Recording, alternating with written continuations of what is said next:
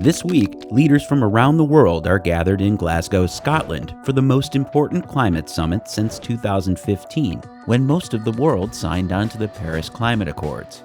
You might remember the last commander-in-chief pulled the United States out of that legally binding international treaty. But on his first day in office, Joe Biden signed an executive order to rejoin the landmark deal, which is important because the United States is one of the top contributors to global warming. And as United Nations Secretary General Antonio Guterres noted this week, the global addiction to fossil fuels is pushing humanity to the brink.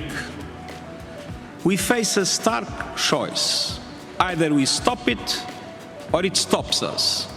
And it's time to say enough. Enough of killing ourselves with carbon. Enough of treating nature like a toilet. Enough of burning and drilling and mining our way deeper. We are digging our own graves. Our planet is in peril. And the truth is, we really should have seen this coming. In 1856, scientist Eunice Foote completed the earliest documentation of carbon dioxide's ability to warm the atmosphere, what we now know as the greenhouse effect. But no one paid attention because only men can science. 30 years later, in Sweden, Svante Arrhenius was working on a theory that explained the Ice Age when his work indicated that carbon dioxide emissions were enough to trigger global warming. At the dawn of the 1960s, American scientist Charles Keeling proved Arrhenius' theory, and in 1965, President Johnson's Science Advisory Committee warned of climate change. In 1965! By the 80s, Congress was holding hearings as warnings grew louder, with report after report and countless alarms sounded by the scientific community. And here we are, pouring enormous quantities of CO2 and these other gases into the atmosphere every year with hardly any concern about its long-term and global consequences. And with all of this information, world leaders continued to do mostly nothing. And now, over 160 years since Foote made her discovery, the alarm bells are deafening.